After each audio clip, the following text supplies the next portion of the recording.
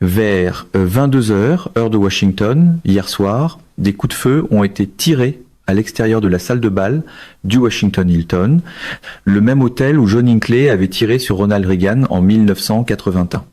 Le président Trump a été évacué de la scène par le service secret. Un homme armé nommé Cole Thomas Allen, âgé de 31 ans, originaire de Californie, équipé d'un fusil de chasse, d'une arme de poing et de plusieurs couteaux, a franchi un point de contrôle de sécurité et a ouvert le feu. Un agent du service secret a été touché, son gilet pare-balles a absorbé la balle, Trump a été évacué sain et sauf. Il a tenu une conférence de presse en tenue de soirée moins d'une heure plus tard.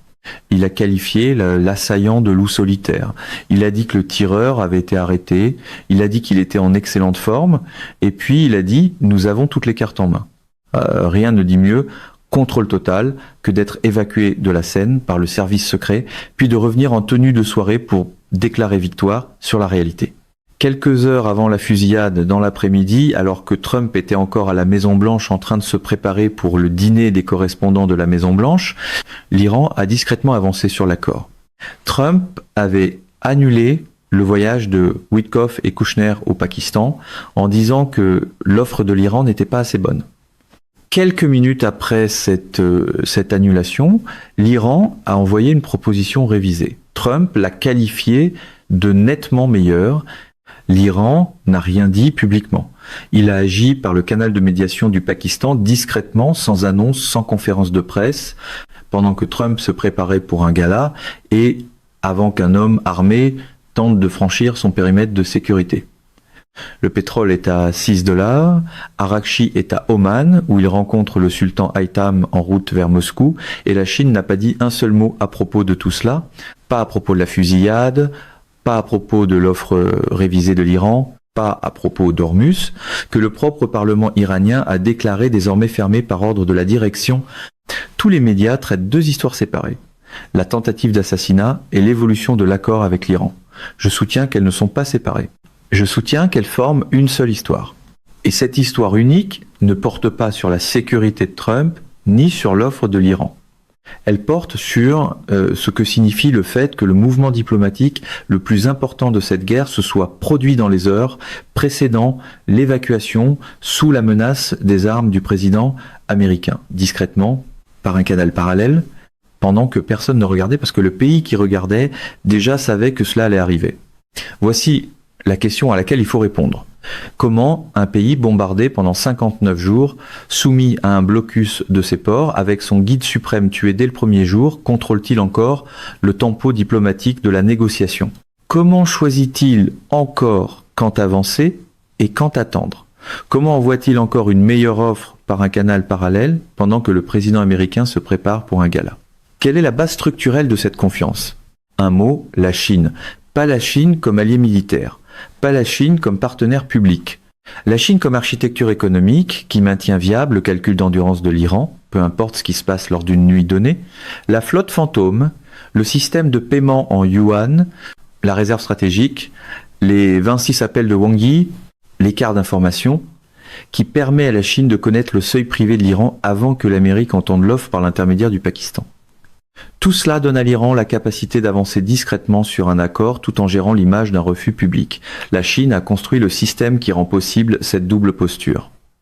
Et le silence de la Chine sur tout ce qui s'est passé hier soir, la fusillade, l'avancée de l'accord, l'ordre permanent concernant Hormuz, est une manière pour la Chine de confirmer, sans dire un mot, que le système fonctionne toujours exactement comme prévu. J'appelle cela la stratégie du double tempo. Et une fois que l'on comprend comment l'Iran fonctionne simultanément sur deux tempos, le tempo public qui projette la force et le tempo privé qui préserve la flexibilité, on ne lira plus jamais une seule déclaration publique iranienne comme l'image complète de la position réelle de l'Iran. Il faut commencer par le double tempo iranien parce que le comprendre change la manière de lire toutes les déclarations publiques faites par l'Iran depuis le début du cessez-le-feu. Le tempo public de l'Iran est constant depuis le premier tour d'Islamabad. L'Iran dit qu'aucune rencontre directe n'est prévue. L'Iran dit qu'Hormuz ne reviendra pas à son état précédent. Les parlementaires iraniens disent qu'ils ne sont pas un peuple de compromis ou de reddition, qu'ils sont un peuple de combat jusqu'à la victoire finale. Le Parlement iranien déclare qu'Ormuz est fermé de façon permanente par ordre de la direction. L'armée iranienne dit qu'elle peut mener des frappes préventives lorsque cela est nécessaire. Voilà les déclarations publiques. Elles sont réelles, elles sont officielles, et elles remplissent une fonction intérieure précise. Donner à la faction dure du CGRI une preuve visible que le gouvernement ne capitule pas devant les conditions américaines. Le tempo privé de l'Iran raconte une autre histoire. Quelques minutes après l'annulation par Trump du voyage de Witkoff, l'Iran a envoyé une offre révisée, pas par une conférence de presse, mais par le canal parallèle du Pakistan. L'Iran n'a pas annoncé qu'il avait envoyé une meilleure offre, c'est le président américain qui l'a révélé. Trump a dit sur Truth Social que l'Iran avait envoyé quelque chose de beaucoup mieux. L'Iran a maintenu le silence public tout en bougeant en privé. Le tempo public dit « combat jusqu'à la victoire finale ». Le tempo privé dit « voici une meilleure offre, ne dites à personne que nous l'avons envoyée ». Ce n'est pas une incohérence, c'est précisément la diplomatie à double voie que tout pays soumis à une pression maximale utilise lorsqu'il doit maintenir sa cohésion interne tout en préservant sa flexibilité externe. La faction dure du CGRI entend les déclarations publiques. Le canal diplomatique est l'endroit où l'Iran teste réellement l'espace disponible. Et les deux voies ne sont pas en conflit. Elles sont toutes les deux nécessaires. L'Iran ne peut pas dire à ses partisans les plus durs qu'il assouplit sa position. L'Iran ne peut pas non plus laisser l'Amérique croire qu'il quitte la négociation. L'offre privée envoyée par l'intermédiaire du Pakistan, pendant que l'Iran dit publiquement qu'aucune rencontre n'est prévue, est exactement la manière dont l'Iran enfile cette aiguille. Autrement dit, l'Iran négocie avec deux horloges, pendant que Trump essaie encore de vendre l'horloge murale au public comme une stratégie. Ce qui a changé entre le premier tour des discussions d'Islamabad et hier soir, c'est la vitesse du canal privé. Lors du premier tour à Islamabad, l'Iran avait eu besoin de plusieurs jours de diplomatie navette, de 20 et 1 heure de discussion directe et d'une négociation en 3 rondes pour arriver à quelques centimètres d'un accord. Hier soir, l'Iran a répondu à l'annulation de Trump avec une offre révisée en quelques minutes, pas en quelques heures, en quelques minutes. Cette rapidité indique que l'Iran avait déjà préparé l'offre révisée avant que Trump annule. L'Iran attendait de voir si Trump allait annuler ou aller de l'avant. Quand Trump a annulé, l'Iran a envoyé l'offre qu'il avait préparée précisément pour ce scénario. Le double tempo n'a pas été improvisé. Il a été conçu. La Chine le sait. Les 26 appels que Wang Yi a passés à Arakchi tout au long de ce conflit ne sont pas des appels de courtoisie. Ils constituent le canal par lequel l'Iran coordonne son double tempo avec le pays qui soutient son endurance. La Chine connaît la position publique de l'Iran grâce aux conférences de presse. La Chine connaît la position privée de l'Iran grâce aux appels. Et le silence de la Chine, hier soir, au sujet de la fusillade, de l'offre révisée, de l'ordre permanent concernant Ormuz, confirme que la Chine a évalué le double tempo et conclut que le système fonctionne correctement. Alors, que nous dit le déroulement de la soirée d'hier sur la position de l'Amérique ? Trump a annulé le voyage au Pakistan. L'Iran a envoyé une meilleure offre en quelques minutes. Trump a dit au monde que l'Iran avait envoyé quelque chose de beaucoup mieux. Trump n'a pas envoyé Witkoff. Trump a assisté au dîner des correspondants. Trump a été évacué sous la menace des armes. Trump a tenu une conférence de presse en tenue de soirée et a dit « Nous avons toutes les cartes en main ». Lisez attentivement cette séquence. L'Amérique a annulé une rencontre, reçu une meilleure offre, n'a pas répondu à cette meilleure offre, a assisté à un gala, a survécu à une tentative d'assassinat et a tenu une conférence de presse en affirmant avoir toutes les cartes en main. Tout cela s'est produit en environ 8 heures.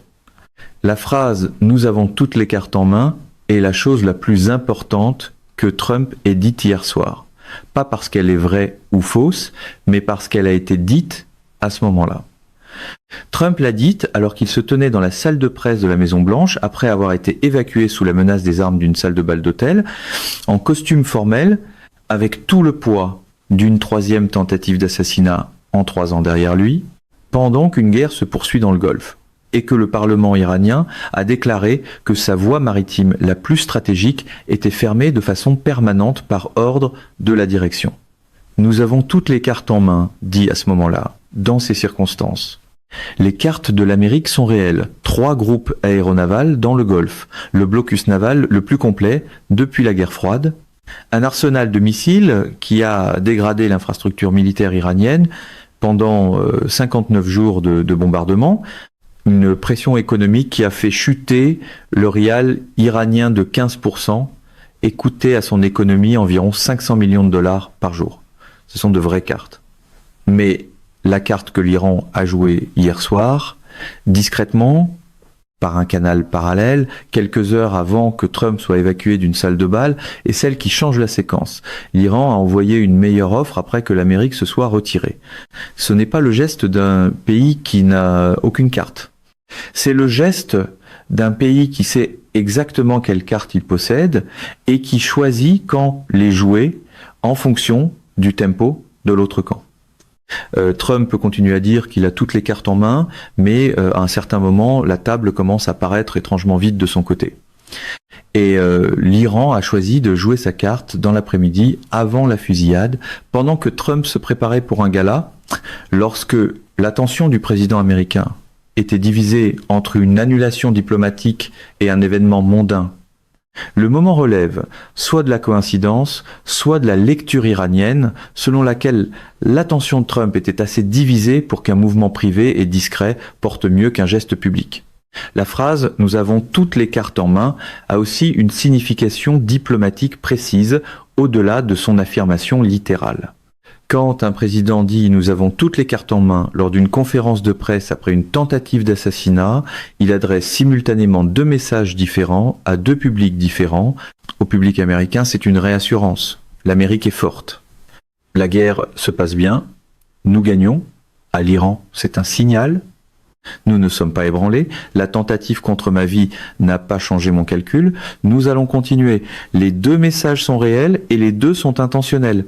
Mais ce que cette phrase ne peut pas changer, c'est l'offre révisée qui se trouve dans le canal diplomatique du Pakistan. L'Amérique a dit pas assez bon. L'Iran a envoyé quelque chose de mieux. Trump a dit que c'était mieux. Et ensuite, Trump a tenu une conférence de presse et a dit « Nous avons toutes les cartes en main, ni l'une ni l'autre de ces 2 choses. La meilleure offre de l'Iran et le toutes les cartes de Trump n'annule l'autre. Elles coexistent. » Et leur coexistence décrit précisément une guerre où les 2 camps ont des cartes, aucun des 2 ne les possède toutes. Et le pays, qui n'a rien dit à propos de tout cela, a déjà calculé ce que valent les cartes de chacun. La Chine lit le tempo de l'Iran depuis 59 jours. La Chine sait que le moment choisi n'était pas une coïncidence. Alors, que signifie réellement le silence de la Chine ? Je veux être précis sur ce que le choix d'un gouvernement de ne pas parler nous dit dans une situation comme celle d'hier soir. Des dirigeants mondiaux ont publié des déclarations sur la tentative d'assassinat en quelques heures. Netanyahou a exprimé son soulagement que Trump et Melania soient en sécurité. La présidente du Mexique a condamné la violence politique. Le Premier ministre du Canada a dit que la violence politique n'a sa place dans aucune démocratie. Le président par intérim du Venezuela a condamné l'attaque. Ce sont des déclarations brèves, formelles et sans coup. Tous les grands gouvernements les publient dans le cadre du protocole diplomatique lorsqu'un chef d'État fait face à une tentative d'assassinat. Elles n'ont aucune valeur analytique, elles sont l'équivalent diplomatique d'un réflexe. La Chine n'en a publié aucune, l'absence de déclaration chinoise est plus précise que tout ce que la Chine aurait pu dire.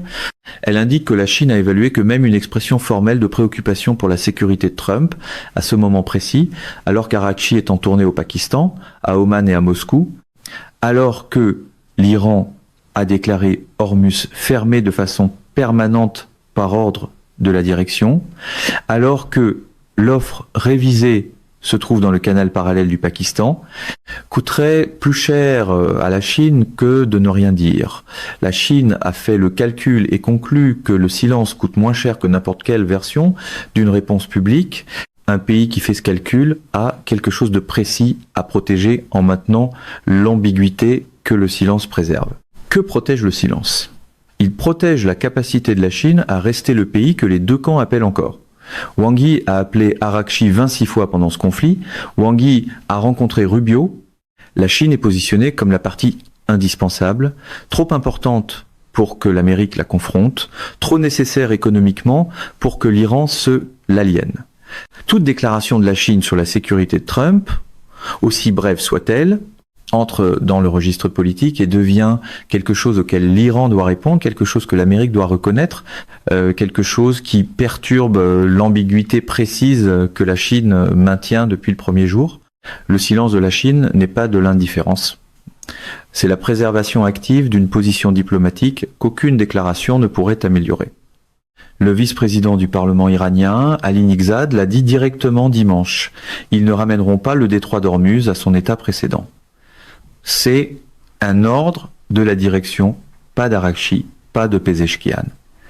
De la direction, c'est à dire du guide suprême successeur Mojtaba Khamenei, qui n'a pas fait d'apparition publique depuis que son père a été tué le premier jour, dont la santé fait l'objet de spéculations, et dont l'autorité est exercée par la structure de commandement du CGRI, qui contrôle chaque décision importante prise par l'Iran dans ce conflit. Un ordre de la direction appartient à une catégorie différente d'une position de négociation. Une position de négociation peut être modifiée. Un ordre de la direction ne peut pas être modifié sans un nouvel ordre de la direction. Et la direction n'a pas émis de nouvel ordre. La demande centrale de l'Amérique est que le détroit d'Ormuz rouvre selon des conditions que l'Amérique considère comme une libre navigation. Le vice-président du Parlement iranien dit qu'Ormuz ne reviendra pas à son état précédent et qu'il s'agit d'un ordre de la direction. Ces deux positions ne forment pas un simple écart de négociation.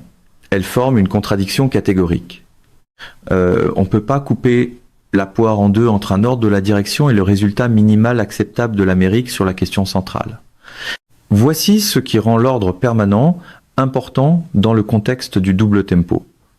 Le tempo public de l'Iran a émis l'ordre permanent, le tempo privé de l'Iran a envoyé une offre révisée le même jour. Les deux choses sont vraies simultanément. L'ordre permanent et l'offre révisée étaient tous deux la position de l'Iran le même jour. Cette combinaison n'est pas de la confusion.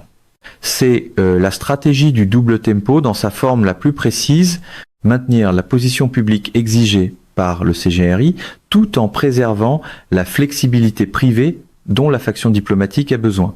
L'ordre permanent et l'offre révisée ne sont pas contradictoires. Ils relèvent de la même opération à double voie, menée simultanément. La Chine n'a rien dit sur l'ordre permanent. Les entreprises énergétiques chinoises ont des contrats de GNL à long terme à Ras Laffan, au Qatar. Une fermeture permanente d'Ormuz aux conditions de l'Iran affecte les chaînes d'approvisionnement qui alimentent ces contrats. Un pays réellement préoccupé par la fermeture permanente d'Ormuz dirait quelque chose à propos d'une déclaration parlementaire selon laquelle Ormuz ne rouvrira jamais selon ses conditions précédentes. La Chine n'a rien dit. Ce silence signifie que la Chine calcule que l'ordre permanent et l'offre révisée relèvent du même double tempo et que l'offre révisée est la voie qui compte pour le positionnement stratégique de la Chine, pas l'ordre permanent. C'est le genre de silence que Trump ne pourrait jamais vendre dans un rassemblement, parce qu'il contient de la stratégie au lieu d'adjectifs. Essayons de formuler la meilleure version de l'argument selon lequel les événements d'hier soir sont en réalité des signes encourageants plutôt qu'inquiétants. L'argument le plus solide serait le suivant. L'annulation par Trump du voyage au Pakistan et l'envoi par l'Iran d'une offre révisée en quelques minutes ne signifient pas que l'Iran applique un double tempo. Cela signifie que l'Iran fait une véritable concession sous pression. L'annulation a créé exactement le type d'urgence qui produit du mouvement, la pression de Trump a fonctionné, l'Iran a cédé. L'offre révisée que Trump a qualifiée de beaucoup meilleure prouve que le levier américain fonctionne correctement. L'ordre permanent sur Ormuz, venu de la direction iranienne, relève du théâtre politique interne, d'une déclaration destinée à la consommation intérieure qui ne lie pas le processus diplomatique, parce que le système iranien à double voie comprend toujours une position publique plus dure que la position privée. Et la tentative d'assassinat n'a aucun lien avec la guerre contre l'Iran. Cole Thomas Allen n'avait aucun lien déclaré avec l'Iran ou avec un gouvernement étranger. Confondre un incident de sécurité intérieure avec une situation de politique étrangère est une erreur analytique qui mène à de fausses conclusions. Sur la Chine, l'argument le plus solide soutient que le silence chinois n'est pas une approbation. La Chine a constamment poussé l'Iran à ouvrir Hormuz. Les intérêts commerciaux de la Chine dans l'approvisionnement en GNL du Golfe sont réels et directs. Une fermeture permanente d'Hormuz nuit à la Chine, comme à tout le monde. La Chine garde peut être le silence précisément parce que toute déclaration de sa part entrerait dans une dynamique de négociation qu'elle ne pourrait plus contrôler. Le silence n'est pas la même chose que l'approbation. Il peut être la position la plus responsable disponible pour un pays qui veut faciliter sans être perçu comme dirigeant. Tout cela est cohérent. La pression de Trump a produit du mouvement. L'ordre permanent peut être du théâtre. La fusillade n'est probablement pas liée. Le silence de la Chine peut relever de la retenue plutôt que du calcul. Mais voici ce que cet argument ne peut pas expliquer. L'offre révisée que l'Iran a envoyée quelques minutes après l'annulation de Trump a été envoyée par l'intermédiaire du Pakistan, pas par un canal direct avec l'Amérique. L'Iran a amélioré sa position sans entrer dans la pièce où il avait publiquement refusé d'entrer. Cela signifie que le double tempo n'est pas seulement un outil de gestion politique, c'est l'approche opérationnelle de l'Iran dans cette négociation. L'Iran bougera sur le canal privé tout en maintenant la position publique. L'ordre permanent et l'offre révisée sont tous deux réels. L'Amérique doit négocier contre les deux simultanément. Une négociation où un camp possède un ordre public permanent de sa direction tout en envoyant simultanément des offres privées révisées par l'intermédiaire d'un médiateur est une négociation où l'écart entre la position publique et la flexibilité privée constitue tout le territoire. Et l'Amérique ne sait pas quelle est la largeur de ce territoire. La Chine, elle, le sait.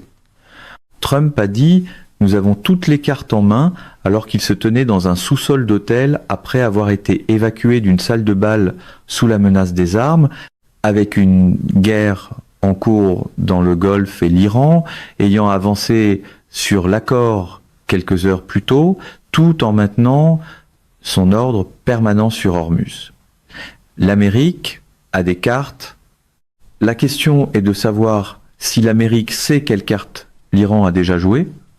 Surveillez trois choses pendant que le double tempo continue. La première est de savoir si Trump répondra à l'offre révisée de l'Iran dans les prochaines 48 heures, non pas par une conférence de presse, mais par le Pakistan. L'Iran a bougé par le canal parallèle.